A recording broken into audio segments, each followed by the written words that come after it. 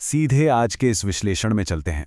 आज हम एक ऐसे विषय पर बात कर रहे हैं जो अध्यात्म को देखने का हमारा पूरा नजरिया ही बदल सकता है। अक्सर लोग सोचते हैं कि अध्यात्म के रास्ते पर चलने का मतलब है एकदम आसान और बिना किसी परेशानी वाला जीवन। लेकिन आज जिन मूल विचारों पर हम चर्चा कर रहे हैं ना, वो इस सोच को पूरी तरह से पलट देते हैं। ये रास्ता कमजोर दिल वालों के लिए है ही नहीं, ये तो उन आध्यात्मिक शूरवीरों का मार्ग है जो जीवन की मुश्किलों को एक बिल्कुल अलग चश्मे से देखते हैं।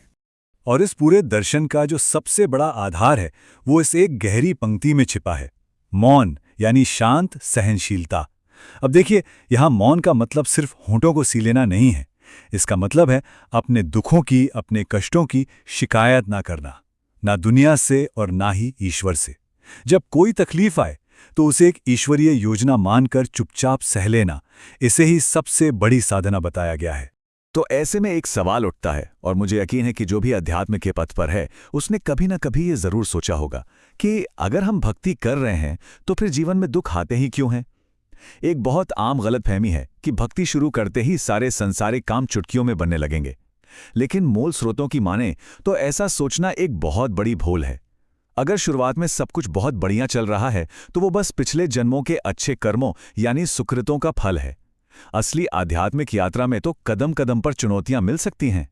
तो अब सवाल यह है कि भक्ति का असली स्वरूप क्या है और कैसे ये सांसारिक सुखों से बिल्कुल परे है। आइए इसे समझते हैं। यहाँ स्रोत हमें दो बहुत ही अलग तरह के आनंद के बीच का फर्क समझाते हैं। एक है भोगानंद, जो सांसारिक सफलताओं और भौतिक इच्छाओं के पूरे होने से मिलता है। लोग अक्सर इसी को भगवान की कृपा मान बैठते हैं, पर असल में यह सिर्फ आपके पुराने अच्छे कर्मों का नतीजा है। और दूसरा है भगवानंद या प्रेमानंद। ये एक अखंड, कभी न खत्म होने वाला आध्यात्मिक आनंद है। सच्ची भक्ति का असली लक्ष्य यही प्रेमानंद पाना है, न कि दुनियादारी के भोगों में उलझकर रह जाना। और पता है, इसी प्रेमानंद तक पहुंचने के लिए जरूरत होती है एक शूरवीर बनने की। अब जब हम शूरवीर या योद्धा शब्द सुनते हैं तो दिमाग में किसी ऐसे इंसान की छवि आती है जो युद्ध के मैदान में लड़ रहा हो। लेकिन यहाँ एक आध्यात्मिक योद्धा की परिभाषा बिल्कुल अलग है। ये वो बहादुर इंसान है जो अपने अंदर उठने वाली इच्छाओं को और बाहर से मिलने वाले कष्टों को बिना किसी शिकायत के सहन करता है। वो अपनी स्थिति के लिए ईश्वर पर दोष नहीं मढ़ता। अब हम बात करेंगे उस पकने की प्रक्रिया की जिसे एक बहुत ही सुंदर मटकी के रूपक से समझाया गया है। आखिर ईश्वर इतने कठोर नियम क्यों बनाता है? इसका बहुत ही खूबसूरत जवाब हमें मटकी के इस उदाहरण से मिलता है। जरा एक मिट्टी की मटकी बनने की प्रक्रिया को सोचिए। जब मिट्टी कुम्हार को खुद को सौंप देती है तो उसे तब तक पीटा जाता है जब तक उसकी एक भी गांठ बाकी न रहे, क्योंकि अगर जरा सा भी अहंकार का कंकड़ बचा तो मटकी फूट जाएगी। उसे गूंधा जाता है, आकार दिया जाता है और फिर भयंकर आग में तपाया जाता है। उसके बाद ही वो इस लायक बनती है कि उसमें शीतल जल टिक सके। बिल्कुल ऐसे ही जब तक कोई साधक जीवन के कष्टों की आग में तपता नहीं, तब तक उसका हृदय उस भक्ति रस को धारण करने के काबिल नहीं बन पाता। चलिए अब उन भीतरी राक्षसों और बाधाओं पर नजर डालते हैं जो हमारी आध्यात्मिक प्रगति को रोकते हैं। यहाँ हमें मानव स्वभाव की एक बहुत ही असहज कर देने वाली सच्चाई का सामना करना पड़ता है। हमारा ये डबल चेहरा। बाहर से हम माला जप सकते हैं, बहुत ही धार्मिक, बहुत ही पवित्र दिख सकते हैं, लेकिन एकांत में वहां हमारे भीतर काम, क्रोध और लोभ अपने एक अलग ही खेल खेल रहे होते हैं।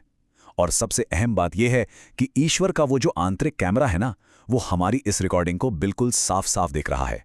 अक्सर लोग शिकायत करते हैं कि पहले तो भजन करने में बड़ा आनंद आता था, अब वो बात नहीं रही। लेकिन स्रोत बहुत स्पष्ट रूप से बताता है कि इसके पीछे हमारे अपने ही कर्म होते हैं। अगर आपको लग रहा है कि आपकी आध्यात्मिक प्रगति रुक गई है, तो बाहर दूसरों को दोष देने के बजाय अपने भीतर झांकने की जरूरत है। क्या हमने किसी भक्त का अपमान किया है? क्या हमारी संगति हमारा कुसंग तो नहीं बन गई? क्या हमारे खान पान या विचारों में अशुद्धता आ गई है? ये रुकावट एक अलार्म है कि हमें आत्मनिरीक्षण करने की सख्त जरूरत है। अब यहाँ जो बात सबसे ज्यादा हैरान करने वाली है वो ये कि हमारी इन तमाम कमियों और इस दोहरे चेहरे के बावजूद एक बहुत बड़ी उम्मीद की किरण है। ग्रंथों के अनुसार अगर कोई इंसान 24 घंटे में से सिर्फ 30 मिनट भी, जी हां, सिर्फ 30 मिनट सच्ची लगन से भगवान का नाम जपता है तो उसे भगवत प्राप्ति हो सकती है। ऐसा क्यों? क्योंकि ईश्वर का स्वभाव ऐसा है कि वे अपने भक्तों के अवगुणों की गिनती नहीं करते। उनका नाम उस अग्नि के समान है जो हमारे पापों की रुई को पल भर में भस्म कर देता है। इस मौन के दर्शन को जमीन पर कैसे उतारा जाए, इसे समझने के लिए कुछ महान आत्माओं की प्रेरक कथाएं देखते हैं। आइए सखुबाई का उदाहरण लेते हैं, एक महान भक्त जिन्हें उनके अपने ही परिवार ने रोज पीटा, बांध कर रखा। लेकिन सोचिए, इतने अत्याचार के बाद भी उनके मन में कोई उथल पुथल नहीं थी। उन्होंने इसे महज अपना कर्म माना और चुपचाप सह लिया। उनका पक्का विश्वास था कि उनके इष्ट देव सब देख रहे हैं और उनके लिए बस इतना ही काफी था। कोई शिकायत नहीं, कोई आंसू नहीं। और एक वाकया है यमुना किनारे रहने वाले एक संत का। वे सिर्फ एक फटे हुए बोरे में रहते थे और भयंकर शारीरिक बीमारी से गुजर रहे थे। लेकिन जब उन्हें दवा या मदद की पेशकश की गई तो उन्होंने साफ मना कर दिया। उनका कहना था कि ये उनके हिस्से का प्रारब्ध है और वे इसे हंसकर काटना चाहते हैं।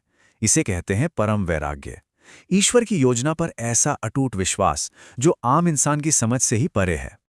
अब हम बात करेंगे प्रताप राय की परीक्षा की। ये चरम विश्वास की एक ऐसी कसौटी है जो सच में सोचने पे मजबूर कर देती है। ये कहानी दिखाती है कि जब सब कुछ छिन जाता है तब एक सच्चे भक्त का रिएक्शन क्या होता है। प्रताप राय एक बेहद ईमानदार व्यापारी और भगवान के अनन्य भक्त थे। लेकिन ईर्ष्या करने वालों ने एक ऐसी खौफनाक साजिश रची कि लोगों के गिरवी रखे सोने के गहनों को चुपचाप पत्थरों से बदल दिया गया। रातों रात एक ईमानदार इंसान को पाखंडी और चोर घोषित कर दिया गया। उन्हें जेल में डाल दिया गया और उनकी सारी संपत्ति, यहां तक कि उनके घर में विराजमान उनके भगवान की मूर्ति को भी जब्त करके एक गोदाम में फेंक दिया गया। तो ऐसे चरम संकट के समय में प्रताप राय ने क्या किया? क्या उन्होंने अपनी बेगुनाही साबित करने के लिए या जेल से बाहर निकलने के लिए भगवान से गुहार लगाई? बिल्कुल नहीं। हथकड़ियों में बंधे हुए भी उनकी इकलौती चिंता ये थी कि उनके आराध्य को उस गोदाम में भोग नहीं लग रहा होगा। उन्होंने भगवान से कहा, मुझे उम्र भर जेल में रहने से कोई ऐतराज नहीं है, बस किसी तरह आपकी सेवा चलती रहे। यही वो सच्चा प्रेम है जो अपने दर्द की नहीं, सिर्फ अपने प्रियतम की परवाह करता है। और इसी निस्वार्थ प्रेम ने सीधा ईश्वरीय हस्तक्षेप करवाया, जिसके बाद उन्हें पूरे सम्मान के साथ रिहा किया गया। और अंत में ईश्वर की इस मंगलमय योजना और उनके न्याय पर भरोसा करने का असली अर्थ क्या है, इसे समझते हैं। हम इस विश्लेषण के अंत की ओर बढ़ रहे हैं और हमें उस सबसे बड़े माइंडसेट शिफ्ट को समझना होगा जो ये दर्शन हमें सिखाता है। जब हम दुखी होते हैं तो एक इंसान के तौर पर हमें लगता है कि ईश्वर हमारे साथ बहुत अन्याय कर रहा है। लेकिन आध्यात्मिक सच्चाई तो ये है कि अगर ईश्वर ने सचमुच हमारे सभी छिपे हुए पापों और बुराइयों का पूरा न्याय कर दिया होता ना, तो हमारी हालत कहीं ज्यादा बदतर होती। इसलिए जो भी दुख हमें मिल रहा है वो कोई सजा नहीं है, वो तो ईश्वर की दया है जो हमारे बुरे कर्मों को जलाकर हमारी आत्मा को बचा रही है। तो ये सारी चर्चा आखिर में हमारे सामने एक बहुत ही गहरा सवाल लाकर खड़ी कर देती है। क्या हम सिर्फ उन अच्छी चीज़ों को अपनाने के लिए तैयार हैं जो अध्यात्म से मिलती हैं, या फिर क्या हम उस तपती हुई भट्टी में उतरने का भी साहस रखते हैं? क्या हम वो मटकी बनने को तैयार हैं जो कष्टों की आग में पककर एक दिन उस ईश्वरीय आनंद को धारण कर सके? इस सवाल पर गहराई से विचार कीजिएगा। आज के इस विश्लेषण में हमारे साथ जुड़ने के लिए आपका बहुत बहुत धन्यवाद।